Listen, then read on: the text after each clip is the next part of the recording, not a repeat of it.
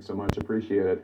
Also in our national lead, any moment, officials in East Palestine, Ohio will take steps to get the threat of a catastrophic explosion under control. A train carrying hazardous chemicals derailed late on Friday, causing a huge inferno, a conflagration that continues to burn. Officials are begging residents to leave. They're setting up roadblocks to prevent those from coming into the 1 mile evacuation zone. CNN's Jason Carroll is in East Palestine, Ohio. Jason, what's the plan to reduce the threat right now?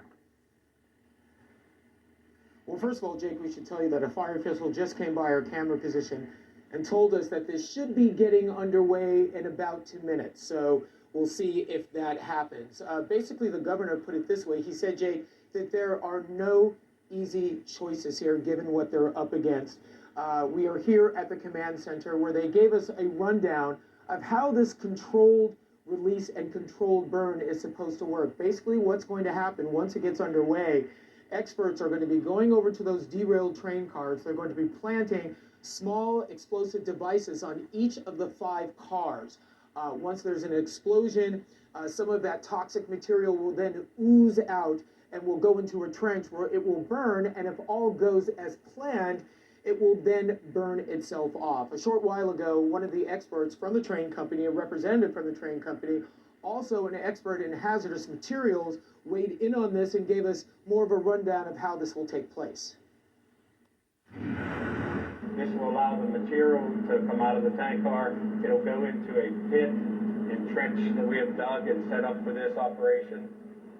Inside that trench will be flares lining that trench that then will light off the material. We're doing this so that we control this tank car that we have concerns with.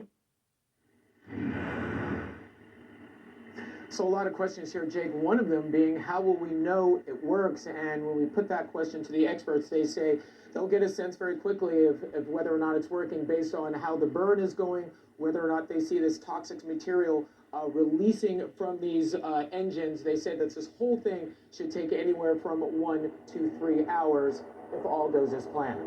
Jake? What are the dangers surrounding this controlled release, Jason? Well, there are many, because in a controlled release such as this, remember, you've got this toxic material, vinyl chloride, that's inside these derailed cars, and once that burns, the byproduct of that is hydrogen chloride and phosgene. And in this particular area, if you're in what they call the red area, which is very close to the derailed cars, according to the experts here, they say if you inhale these toxic gases, it can be deadly. If you're in what they call the yellow zone a little bit further out, remember there's a 1 mile to 2 mile radius around East Palestine, but if you're in that yellow area, even in that area, you could have adverse effects from this. So that is why they were urging people last night to get out. Their feeling is last night some 100 additional people actually evacuated.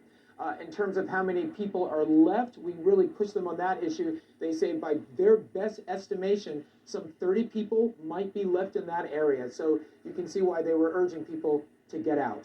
All right, Jason Carroll in East Palestine, Ohio. Thanks so much. Coming up next, the seemingly